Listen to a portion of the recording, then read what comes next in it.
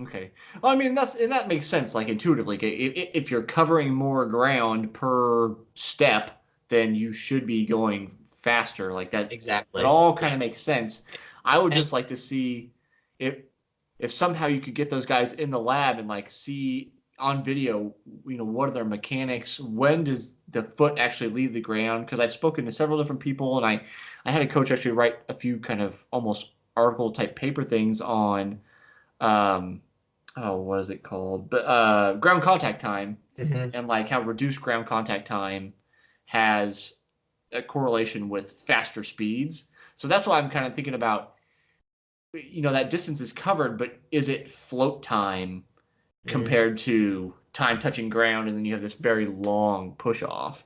Right. Well, But I don't know if you can get that data from the just the watch alone. yeah, and with ground contact time, yep, a lower ground contact time is going to lead to, faster running because when you hit the ground, you're hitting the ground with more force, Mhm. which is causing you to spring off the ground more quickly than, Right, if you're just kind of plodding through. So, right. yep, lower ground contact time is going to lead to greater force, which is going to lead to greater stride length, which is going to lead to faster running.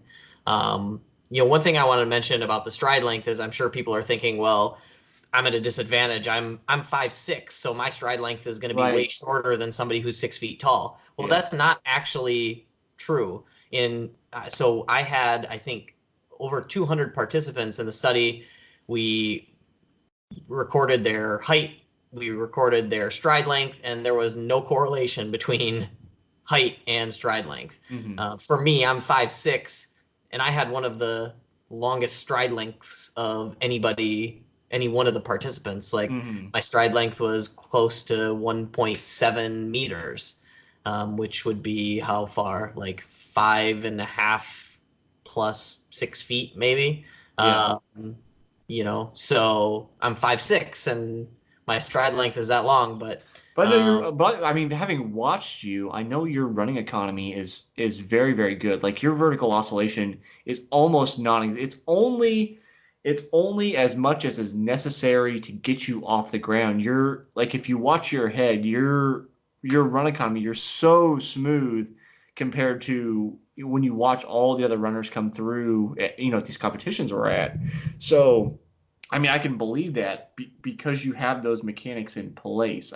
It's just one of those things where it's like we can go deep down the rabbit hole and then try to come back out and make this like intuitive leap about, okay, we just need to tweak this one thing, and then this person will be like a more biomechanically advantaged runner or whatever. yeah, and there are like two main ways that you can improve your running economy. One is to run more. Go figure. Right. And that's why the professional runners do 100-mile weeks, Yeah. right?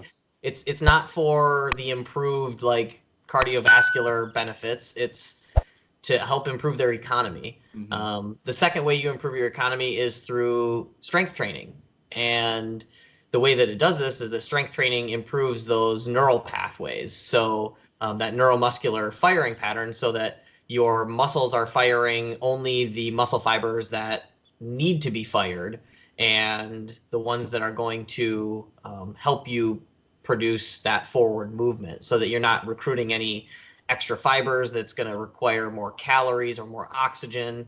So that strength training will help. So yeah, strength training and running more are going to be the two ways that you can really improve your economy. And so, I grew up as a baseball player, and so I spent a lot of time in the weight room, and so I think that was part of the reason that, like you said, I am a little bit more efficient than others. And it's not like I don't run more than most. I think the Hmm. most mileage I've ever done in a week is maybe 55, maybe. Hmm. Um, but along with that strength training background that I have, I think they both kind of work in unison. Hmm. I don't want to run out of time. We're in the evening here. I don't want to run out of time. I do want to get to because we have kind of unfinished business from last time when you wrote a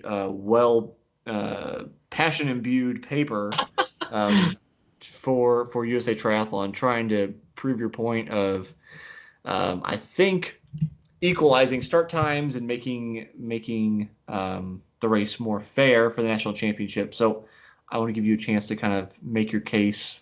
What, I guess, take us back. What happened?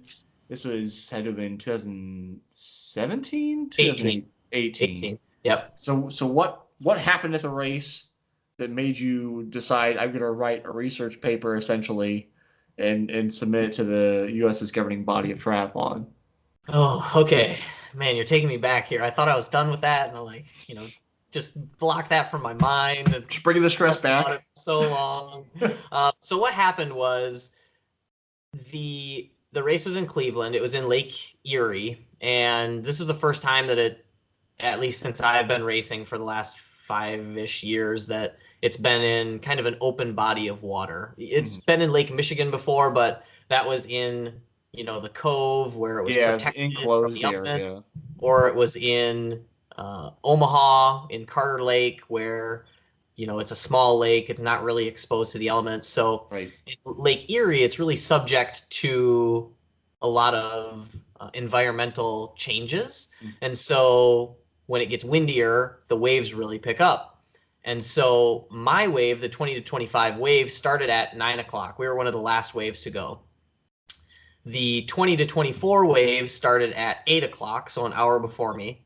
And the 30 to 34 wave started at 7 a.m. So they had the first wave. Mm-hmm. I ended up finishing like 7th overall, which was my worst finish since I started doing the national championship in Milwaukee in 2015, where I think I finished 8th overall.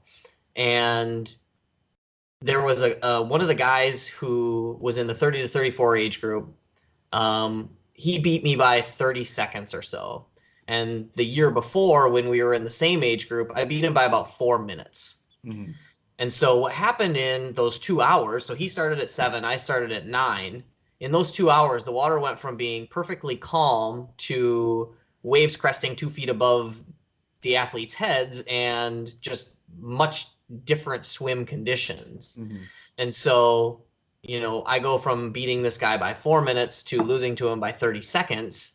And I'm just like, how are you going to do overall awards if the athletes are separated by so much time? And because not only do the environmental conditions change, like the water conditions change, but it also gets a lot hotter. So I'm out there until 11 a.m. where he's done by 9 a.m. It gets hotter, it gets windier. The course becomes more crowded. Right. And so, I wrote a letter to USA Triathlon. I looked at the last 10 years of data from finishers and in the top 10, 25, and 50, and looked at what age groups represented most of those finishers. And so in 2018, there was actually like a 250% increase in the number of finishers in the top 10, 25, and 50 from the 30 to 34 age group for the men. Mm-hmm. And that was because they got that first wave and the conditions got so much worse throughout the day. Right. And so I think I was either there were only one or two 25 to 29 athletes who even finished in the top 10 last year. And in years previous, it's usually like 4 or 5.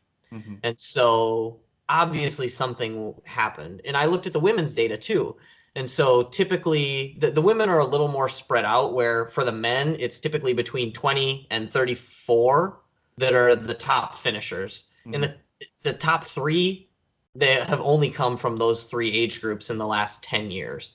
For the women, it's a little more spread out. It's anywhere from like 20 to 40 or 44. But the same kind of trend held for the women. The women who started earlier, they saw about a 200% increase in the number of finishers from the top 10, 25, and 50 compared to previous years. And so I took all this data to USA Triathlon and said, like, if you're going to do overall awards, here are my suggestions. Either have an elite wave where the top athletes from each age group can all go against each other and compete that way, which I think would be really cool, because then you could actually race an Right. You're overall racing race. together instead of time trial. Right.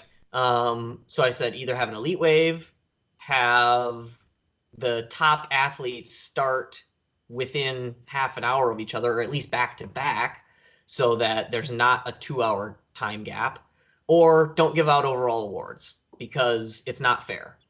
And to their credit, this year they actually employed that. So at least for the Olympic distance, the 25, 29, 20, 24, and 30 to 34, all for men, all started within half an hour of each other. Mm-hmm. So that was actually really cool for me because even though it didn't help me last year, like this year, they actually implemented that change and made it more fair for all the athletes competing. Right. And so,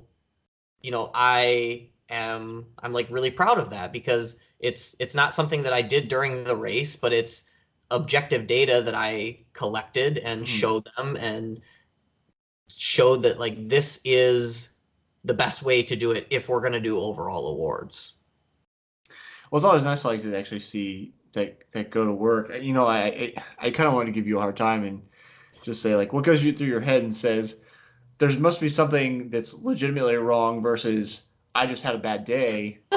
Because you went through a lot of work. It's not just a matter of like thinking intuitively like it was rougher waters and just chalking it up to that's just how it goes. It's literally like let's pour over the data from the last decade and figure out like am I out of my mind or is there like statistical significance in this year's changes and so I guess I could give you props and especially did you get a response from them or was it just a matter of they did that and you assumed that you had some kind of effect on that? No, I got a response from them. So to their credit, Rocky Harris, the CEO, Tim Yount, I don't know Tim's exact title, but what the top level Yeah, yeah, guys, I mean, because that's who I emailed, right. and they very responsive, said like, this is really good. Like we'll take it to our team and we'll look into it. And they kept me updated throughout the entire process. Mm. And so it's really great because these guys are like, he's the CEO of USA Triathlon, Rocky is. And yet he takes the time to email me regarding, an athlete just complaining because he didn't finish as high as he thought he was going to, right? Right. Um, Yeah, but you had so numbers. It wasn't just, hey, I don't like you. It was, hey, I don't like you, and here's why, and the numbers to show it. exactly, exactly. And so actually, I wrote another letter this year because, again, my race didn't go as planned. And so I'm like, oh, here I go complaining again. But I got a drafting penalty Mm-hmm. during the sprint distance race. I had Right. originally won the race, and the drafting penalty took me to, third. Right. And something needs to change with the way they give out penalties for USA Triathlon because I had no idea I got a penalty until after the race, and they have somebody riding on the back of a motorbike on a scratch notepad of paper like this, and Right. it's just like they wrote down highway, and my bib number. Like, well, the whole race was on the highway. Yeah. I was in the lead for the entire first half of the bike. I didn't get past until, mile 10, Mm-hmm. and only a couple of guys passed me and they blew right by me and I wasn't right behind them. So I'm Right. like, Like you shouldn't even be in the situation to have a drafting penalty like be possible. right. Well, and so I questioned it and I asked them. I was like, well, where exactly did it happen? Like, what mile marker? Because then maybe that'll jog my memory, and I'll be Mm-hmm. like, okay, yeah, maybe it did happen. But Like to somebody my, passed and you didn't pack off fast enough yeah, or whatever. exactly. To my recollection, and not to toot my own horn, but like I remember every detail of the race because I do this for all my workouts, all of my races. I go back and I write notes because I want to know how I felt during this workout and what happened during the workout. And I do the same thing for races. And so I pay particular attention to what happens and when it happens. And, because they couldn't give me any of that information, they couldn't tell me when it happened or what athlete I was riding behind Mm-hmm. or anything like that. Like it's my word against the officials. And in my opinion, I didn't do anything wrong. Right. And I know every athlete says that when they get a drafting penalty, right? Right. But honestly, like there was at no point when it would have happened or when they said it happened. And so Right. I'm like, it was on the highway, but it wasn't on the overpass because they didn't give out penalties on the overpass. And So that cuts out like a quarter of the race. And so I'm just like, where exactly did it happen? Like, and so I recommended putting, a GoPro on the Right. motorbike so that you could Right. see, or have the official wear a A GoPro, body or cam or something. yeah, or instead of a little scratch notepad of paper, like get an iPad, and you can easily enter the athlete's number. You can enter the color of their kit or bike. You can put a mile marker, a GPS tag, Hmm. something, and it will just lead to more clarification as to where the athlete got the penalty. And in USA Triathlon, athletes are not told when they get a drafting penalty, or any penalty for that matter. The Right. official just rides by, writes numbers down, and then you're notified at the awards ceremony, like hours later. So Yeah. here I am Well, thinking yeah, like and I you won a should like national you're supposed to be championship. able to petition, but that's not the time to petition. Exactly. And so you know, like let the athlete know, let me know that I'm drafting. I'll pull over to the side for my 2 minutes and then continue, as opposed to letting me finish thinking I won a national championship and then afterwards saying, oh, sorry, you didn't. Right. So, hopefully, like last year, they implemented that change in the wave start times. Hopefully, something will come of it where, they can make some changes to the way penalties are assessed. Right. And I know I've gotten in my head I've gotten them mixed up what the drafting distances is. Because I was doing 70.3 mostly there for the last few years, and I back down, and then this last year was just a series of chaos. I texted you before the national championship. I had a cold that week and had to skip it. It's like I know for Ironman now it's like 6 bike lengths is considered drafting, and then you have is it 25 seconds or 15 seconds to pass? Do you recall? I'm not sure what it is in Ironman, I but I mean know, for yeah, USAT. for USA Triathlon, I believe it's either 3 bike lengths or I feel like they um, lengthened it though, like it to like, and maybe it's just the Ironman, but I know Ironman in successive years, it was like 3 bike links, and then the next year it was 5 bike links, and then the following year it was 6 bike links with like the similar time frame where it says you have 25 seconds to pass. right, Well, not that I'm going to pass you, but say we're both out there, I'm trying to pass you. You're going 25 miles an hour, I'm going 25.1. I'm not going to pass you in that time frame unless right, I hammer yeah, up to like 26. It doesn't even make sense yeah, to try to pass 6 bike links. It's they've done it to me in an effort to make it easier to say yes or you did or no you didn't draft, but it's made the like it's made it more difficult to discern that rather than less difficult because it's so much easier to be within that infraction. exactly, yeah. So, It is. um, It's frustrating. right, which yeah. Eh, um, yeah, hopefully they do something better. Yeah, a picture, a video, something where it's like, okay, we have evidence. Here it is, and then you can contest it or not contest it at that point. But um, so we're gonna wrap up here. You're gonna have to go to bed. I've got to eat dinner. I asked you about the recovery food last time. I won't ask you again, even though we're still in season one. So I'll ask you a little bit more cheesy question. Since you're making all these changes to the sport, do you feel like in 10 years this will be enough to get you in the Hall of Fame with Barb? Oh my gosh, no. Oh man. I think I need to win probably about 50 more national championships to get in the Hall of Fame with Barb. No, but it's awesome. I love that, being coached by her, and she's got such a great pedigree and she's just a great person. So, but no, I'm not going to be in the Hall of Fame. Come on, man. Get out of here. Just keep, hey, you just slowly start implementing all these measures and just, improving the sport. And, if you got the CEO, on like a quick dial or you've got him, in your phone book, then, just give him a nudge down the line. Like, look how far we've come in the last decade, huh? It Yeah. was all because of me, only me. So singular mind, you Uh, got to put it to use somehow. that's right. All right, Tom. Well, thanks for coming on. I will let you go, and of course, I have to go too. So I'm sure we'll see you again as you collect more data at the lab, and we have more to report on. So thanks again for coming on. Thanks, Jesse. Appreciate it.